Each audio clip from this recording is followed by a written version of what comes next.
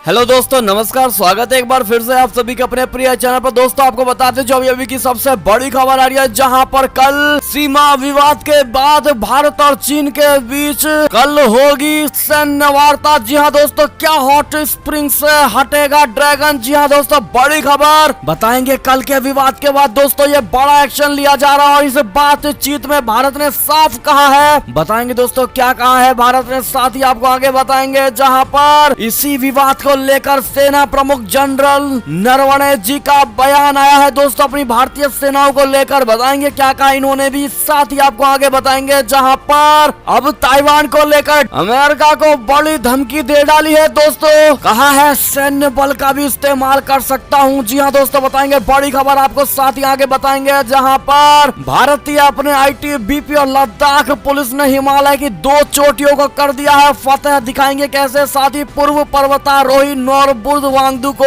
समर्पित किया गया एक पीक का नाम। जी हाँ दोस्तों, बताएंगे कहां तक पहुंचे अपने ये भारतीय सेना। जी हाँ दोस्तों, साथ ही आपको आगे बताएंगे। जहां पर कश्मीर पर जहर उगलने वाले तुर्की के राष्ट्रपति एर्दोगान अब बोलने लायक भी नहीं बचे हैं दोस्तों। साथ ही जम्मू कश्मीर को लेकर अमित शाह का बड़ा एक्शन, बताएंगे क्या एक्शन लेने जा रहे हैं। तो दोस्तों हर तरह की खबर आज आपको बताने वाले हैं, इसीलिए बने रहिएगा वीडियो के अंत तक। और अभी खबरों में आगे बढ़ने से पहले हमेशा की तरह मानते हैं कि अपने भारतीय सेना में वो शौर्य, ताकत, बल, क्षमता, पराक्रम है जो किसी अन्य देश की सेना में नहीं है दोस्तों। साथ ही मोदी जी हैं तो हर चीज संभव है। तो फटाफट से इस वीडियो को अभी कर दीजिए लाइक, चैनल को कर दीजिए सब्सक्राइब, बेल आइकन दबाइए, साथ ही कमेंट बॉक्स में लिख दीजिएगा जय हिंद। जी हाँ दोस्तों, तो बढ़ते हैं पहली और सबसे बड़ी खबर की तरफ, जहाँ पर भारत और चीन के बीच कल ही होगी सैन्य वार्ता। हॉट स्प्रिंग से हटेगा क्या ड्रैगन? बता दे आपको, सीमा पर जारी तनाव के बीच पूर्वी लद्दाख में वास्तविक नियंत्रण रेखा यानी एलएसी के पास गतिरोध के बाकी स्थानों से सैनिकों को पीछे हटाने की प्रक्रिया को आगे बढ़ाने के लिए भारत और चीन के बीच उच्च स्तरीय सैन्य वार्ता को अगला दौर कल यानी रविवार को होगा। और माना यह जा रहा है कि भारत के लद्दाख कोर कमांडर और चीनी दक्षिण शिनजियांग सैन्य जिला कमांडर के बीच रविवार को चुशूल में यह बैठक होगी दोस्तों, जहां बातचीत के एजेंडे में पेट्रोलिंग पॉइंट 15 या हॉट स्प्रिंग से डी-एस्केलेशन हो सकता है, यानी सेना वापस जा सकती है। आपको बता दें दोस्तों कि अधिकारियों ने कहा है कि दोनों पक्षों ने 13वें दौर की सैन्य वार्ता की तैयारियों के तहत विवरण का आदान प्रदान किया है, ताकि गतिरोध के बाकी स्थानों पर तनाव खत्म करने पर जोर दिया जा सके। सैन्य सूत्रों ने कहा कि कोर कमांडर स्तर की वार्ता के अगले दौर में हॉट स्प्रिंग्स और कुछ अन्य क्षेत्रों से सैनिकों को पीछे हटाने पर चर्चा होने की उम्मीद है। गौरतलब है कि भारत ने विभिन्न स्तरों पर साफ किया है कि सीमा पर यथास्थिति में कोई बदलाव स्वीकार नहीं किया जाएगा।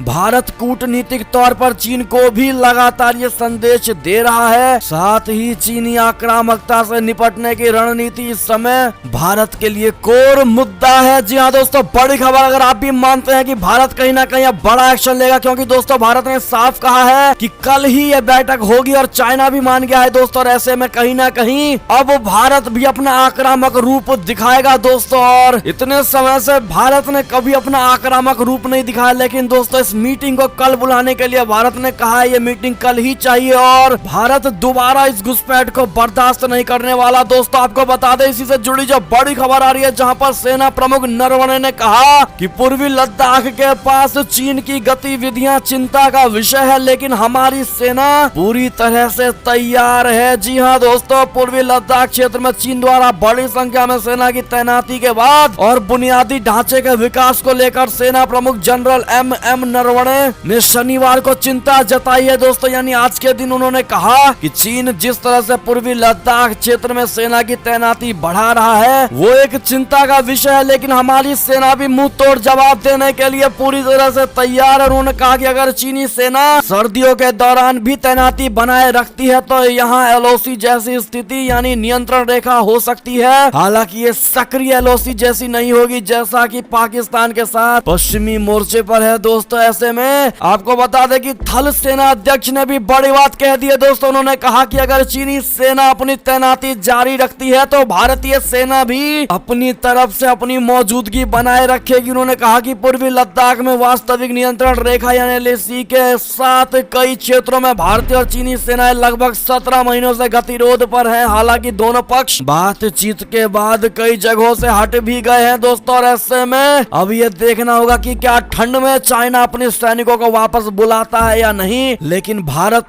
की अपनी नीति स्पष्ट है दोस्तों, अगर सेना हटाओगे तो हम भी पीछे हटेंगे, लेकिन सेना नहीं हटाया तो हमारी सेना हिलेगी भी नहीं। जी हाँ दोस्तों, बड़ी बात कह दी। इस पर आपकी क्या राय प्रतिक्रिया होगी दोस्तों? वीडियो लाइक करना मत भूलिएगा। चलते हैं अगली बड़ी खबर की तरफ, जहां पर ड्रैगन की बड़ी धमकी, कहा ताइवान पर बाहरी दखल बर्दाश्त नहीं, चीन के एकीकरण के लिए सैन्य बल का भी कर सकते हैं इस्तेमाल। जी हाँ दोस्तों, चीन और ताइवान की गहमा गहमी के बीच अब खुद राष्ट्रपति शी जिनपिंग ने ताइवान को चीन में शामिल करने की बात कही है दोस्तों। उन्होंने कहा है कि वो ताइवान को शांतिपूर्ण तरीके से चीन में शामिल करना चाहते हैं, लेकिन अगर उन्हें सैन्य बल के इस्तेमाल की भी जरूरत महसूस हुई तो वो इससे भी पीछे नहीं हटेंगे। जी हाँ दोस्तों, चीन के राष्ट्रपति ने इस दौरान ये भी कहा है कि किसी भी देश को उनके आंतरिक मसले में बोलने का अधिकार नहीं है और वो किसी भी प्रकार का हस्तक्षेप बर्दाश्त नहीं करेंगे। उन्होंने कहा कि चीन का एकीकरण होकर रहेगा। जी हाँ दोस्तों, आपको बता दें, इन्होंने सीधे तौर पर अमेरिका को ये बड़ी धमकी दी है दोस्तों।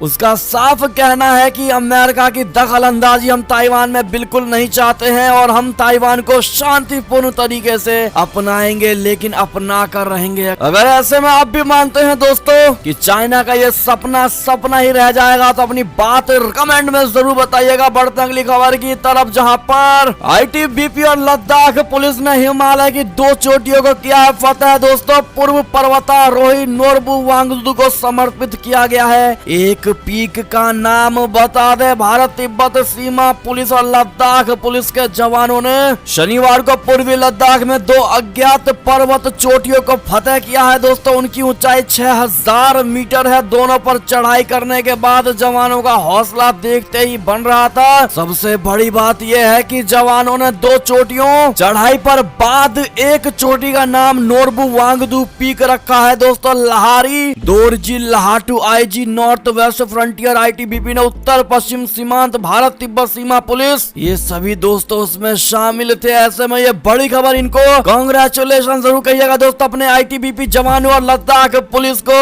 उनके मनोबल को बढ़ाने के लिए दोस्तों कहना मत भूलिएगा। बढ़ते अगली खबर की तरफ दोस्तों, जहां पर कश्मीर पर जहर उगलने वाले तुर्की के राष्ट्रपति एर्दोगान अब बोलने लायक भी नहीं बचेंगे। क्यों? क्योंकि खिसकने वाली है उनकी कुर्सी। जी हाँ दोस्तों, बता दें, कश्मीर मसले पर भारत के खिलाफ बोलने वाले तुर्की के राष्ट्रपति रिसेप तैयब एर्दोगान की दिक्कतें बढ़ती दिखाई दे रही है। 2023 में तुर्की में राष्ट्रपति के चुनाव होने को और इससे पहले एर्दोगान की लोकप्रियता में लगातार गिरावट जारी है। एर्दोगान की जस्टिस एंड पार्टी के खिलाफ 6 विपक्षी पार्टियां एक साथ हो चुकी हैं दोस्तों। और ओपिनियन पोल्स में जस्टिस एंड पार्टी का वोट शेयर लगातार घटता जा रहा है। 2019 के स्थानीय चुनावों में भी एर्दोगान के प्रभुत्व को झटका लगा था। जी हाँ दोस्तों, बढ़ते अगली बड़ी खबर की तरफ, जहां पर अब्दुल्ला ने बताई अफगानिस्तान देश की हालत, कहा गद्दार था अशरफ गनी और बेकार यूएस तालिबान की डील। जी हाँ दोस्तों, बता दें, अफगानिस्तान के पूर्व मुख्य कार्यकारी अधिकारी अब्दुल्ला का कहना है कि तालिबान और अमेरिका के बीच समझौता शांति के मुद्दे पर बेहद कमजोर था। उन्होंने कहा कि अफगानिस्तान के राष्ट्रपति अशरफ गनी को देशद्रोही करार दिया जाना चाहिए था। तालिबान के काबुल में दाखिल होने से कुछ देर पहले ही अशरफ गनी देश छोड़कर भाग गए थे। वो पहले ताजिकिस्तान गए और फिर दुबई में मानवीय आधार पर शरण ले ली। चलते अगली खबर की तरफ, जहां पर आपको बता दें दोस्तों कि अफगानिस्तान में आईएस खुरासान ने ली है कुंदूज धमाके की जिम्मेदारी, जिसमें 100 से भी अधिक लोगों के उड़ गए थे चीतड़े। जी हाँ दोस्तों, अफगानिस्तान में कुंदूज के जुमे नमाज के दौरान शुक्रवार को हुए ब्लास्ट की जिम्मेदारी आईएस खुरासान ने ली है दोस्तों। बढ़ते अगली बड़ी खबर की तरफ, जहां पर कश्मीर में अल्पसंख्यकों की हत्या में एक्शन में आया सरकार, सेना को निर्देश, कहा चप्पा खंगाल कर करे आतंकियों का खात्मा। जी हाँ दोस्तों, जम्मू कश्मीर में निशाना बनाकर अल्पसंख्यक समुदाय के लोगों की हत्या करने वालों के खिलाफ केंद्र सरकार ने कार्यवाही के लिए खुली छूट दे दी है दोस्तों। सुरक्षा बलों को सरकार का निर्देश है कि हत्या करने वाले आतंकवादियों का खात्मा करें। कश्मीर घाटी में अल्पसंख्यक हिंदू और सिख समुदाय के लोगों की हत्या कर उनमें भय का माहौल बनाने और सदियों पुराने